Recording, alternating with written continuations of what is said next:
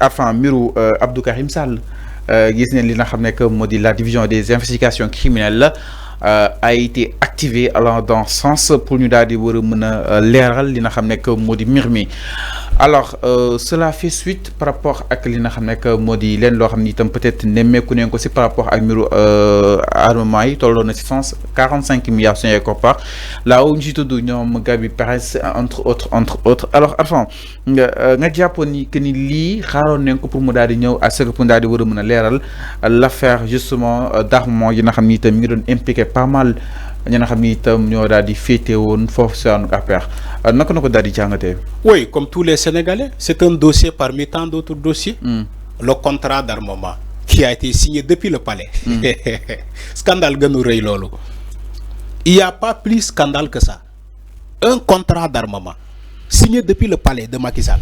Quand Macky Sall était président, ils ont signé ce contrat depuis le palais. Vous croyez que ça c'est sérieux? C'est pas sérieux. C'est pas du tout sérieux.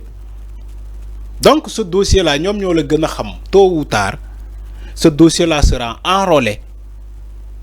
Bañ ci mën a convoquer ay nit. Donc da nga jàpp ni y a un deal autour justement de ce marché d'armement. Non, c'est plus que ça. C'est plus qu'un deal. Tu parles un deal. Un deal en anglais, c'est pas péjoratif. Péto. Deal. Deal en anglais, c'est pas péjoratif. Baatu français moko def mu péjoratif. Mais c'est plus qu'un deal. C'est un scandale. C'est un scandale. Le palais comment dire, le palais qui achète directement des armes. Où est le cachet de secret défense? Fourni par l'armée nationale. Ama boy jënd arme aussi du jaar palais. Li la doon wax vendredi bi fi. D'accord. Boy jënd arme. État buy jënd arme contrat bi du jaar palais dafa am circuit yu mu wara jaar parce que tout ce qui est dans le cadre de l'armement armée moko gérer. Armée moo gérer le cadre de l'armement armement état armée moko gérer. Ça sera accompagné du cachet secret défense. Mais quand Macky Sall et ses compagnons signent un contrat d'armement directement depuis le palais, mais ça c'est le scandale du siècle. Après les Sénégalais réclament où sont ces armes-là. Après les Sénégalais vont réclamer où sont ces armes-là. Ba légui mënuñu édifier Sénégalais armes yoyu fan la dugg fan la anamu est-ce que jox nañu ko armée est-ce que armée réceptionné na armes yoyu est-ce que gendarmerie réceptionné na armes yoyu il faut aller demander. Alors avant ba tey si scientifique document bi nga xam ni itam def na ko mi ngi souligner ay anomalies sur ce contrat signé en 5 exemplaires. Ni ki li nga xam ne que moo di le 30 décembre 2021 ce marché da nga ko daal di conclure ak la société La Vie Commerciale bu doon prévoir la fourniture d'équipements de sécurité de véhicules d'intervention de matériel technique et logistique de transmission et de communication daal di toll ci 45 milliards mais liñ wax ak liñ indi bokkuñu concrètement Arfan. Alors quelques semaines seulement avant la signature du marché, le contrat a été signé au nom de la société David Benzegan, ancien collaborateur du marchand d'armes israélien Gabi Perez exactement, entre autres. Donc 45 milliards yi suñuy xool fi mu jaar ak fi ñu ko destiné ak équipement yi nga xam ni te wax nañ ko koy indi la ñëw palais bokkul ak la ñu wax concrètement. C'est des anomalies nga jàpp ni moo am foofu noonu. Oui, anomalie. Xam nga scientifique dafa ne ay anomalie. Scientifique dafa ne anomalie. Mais Fallou, là où se trouve le scandale. Ay petit boubé. Oui, petit boubé. Xam nga yow tu évites le nom. Yow yaa ngi lire bëggoo citer petit. Yow yaa ngi citer ay Gabi Perez. Nga bàyyi ay ñoom petit boubé. Petit boubé c'est le Nigérian. Le Nigérian qui fait scandale partout dans les pays où il est passé. Alors, Fallou, xam nga scandale bi fu mu nekk.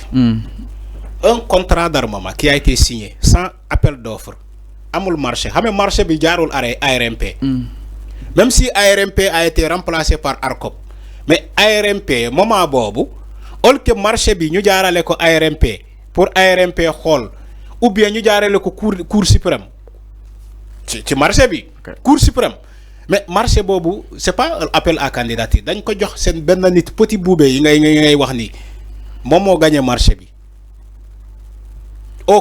quel titre à quel titre le Petit Boubé gagné marché boobu te lan la def ba gagné marché boobu ban affiliation la présenté ba état du Sénégal nekk à mesure de lui octroyer ce marché d'armement marché boobu premier scandale bi may wax ni ci le marché référentiel. c'est aussi mu tijji deux comptes may ma rek fii Sénégal. may ma rek. Petit Boubé boobu. xam nga marché référentiel boobu bu ñu ko jox.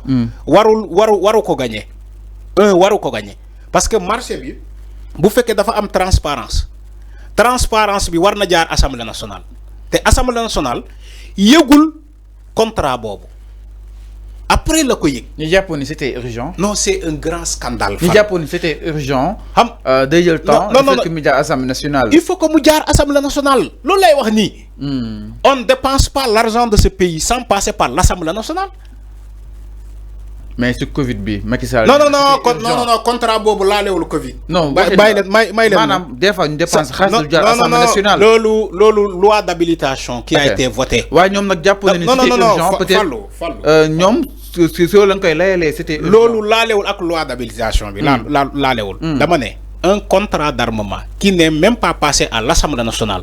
On a dépensé 45 milliards de l'argent du contribuable sans passer par l'Assemblée nationale. Man fofu lay waxé.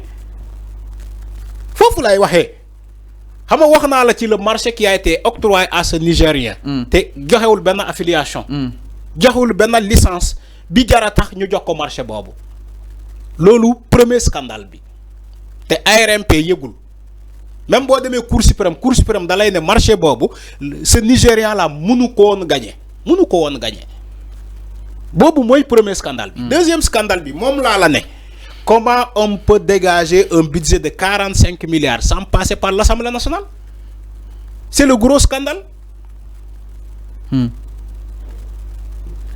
c'est ça le gros scandale Fallou fofu lañuy waxé pour nga comprendre. Ñu né ana ministère de l'environnement ak jënduk arme. Voilà ministère de l'environnement jënd arme fan la mësa nek. Fan ban état. Un ministre de l'environnement Abdou Karim Sall. Mota mané l'armement est géré par la diplomatie militaire. Et le ministre de l'Intérieur. Non, suma la né armée ministre de l'Intérieur mo couvrir ñoñu yépp. Le ministère des Forces armées et le ministère de l'Intérieur. Ñom ñoo gérer lépp luy armement au Sénégal. Contrat bi ci ñom la wara jaar en locaux avec la direction générale des armées parce que ñom ñoo yoré le cachet de secret défense. Mais lolu yépp l'état de Macky Sall daf ko contourner Assemblée nationale, contourner ARMP, contourner la Cour suprême, contourner la Cour des comptes, contourner l'Assemblée nationale, contourner le ministère de l'Intérieur, contourner le ministère des Forces armées. Tu vois? Entre ñom ministre ak le palais, ñu dem def un contrat d'armement ba paré armée yi amna ñoo xamanté dañuy né sa armée yi ci biir palais lañ ko réceptionner. Tu vois? Yow lire nga légui un extrait dañ la né tout ce qui a été prévu ci l'achat de l'armement c'est pas ce qui a été livré. Yow wax nga ko fi.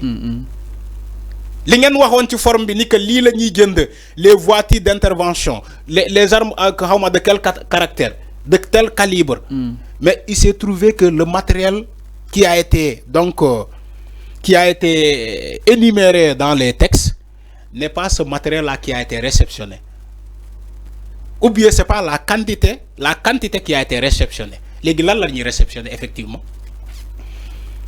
Mais le gouvernement de Macky Sall l'a réceptionné. Mais les armes qu'ils ont achetées avec un budget de 45 millions, là l'ont réceptionné. Ana armes yoy. Non, l'enquête bi dina ko déduire. Voilà. Moi t'as mané le dossier bobu mënuñu ko bay mu jall. Il faut que ce dossier là refait surface.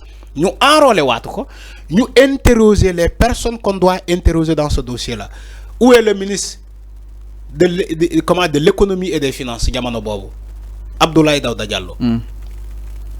Man sama problème c'est ça. Où est Abdoulaye Daouda Diallo?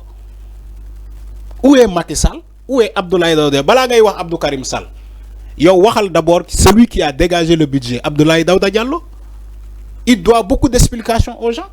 Donc avant, la CENTIF a conclu que ces déclarations étaient fausses. Oui. Plus troublant encore avec ces transactions suspectes ont été réalisées alors après que Petit Boubé, qui prétendait préfinancer le marché, eut perçu une avance de 34 milliards.